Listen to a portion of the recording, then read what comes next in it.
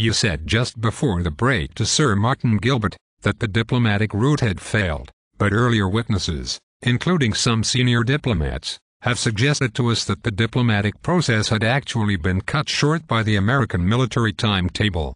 Which is correct? I know Christopher Meyer used the phrase about the military wagging the diplomat. I'm thinking of evidence from others, like Sir David Manning, Sir Jeremy Greenstock and so on.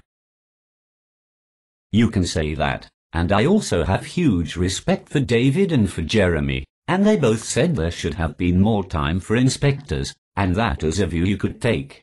I think where the Prime Minister was by then, particularly after some of the discussions with the French, which I was present at, which were difficult, I think that he had reached a conclusion that, having persuaded the Americans to go down the United Nations route 6 months earlier, that having done all the work that was done on 1441 4 months earlier, that there came this point where, once the French said, look, regardless of what is put down, if there is any suggestion that failure to implement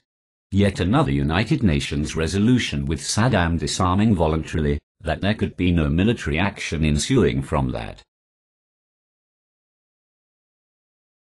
That was the end of the process, and not least because, within the discussions that were going on, I know Jeremy Greenstock said that he never felt there were more than 4 votes on the Security Council, America, Britain, Spain and Bulgaria. But the 6, the undecided 6, I think at various points, my impression from the Prime Minister, who was talking to them the whole time, and other ministers who were talking to them the whole time, was that actually there did seem to be a point where certainly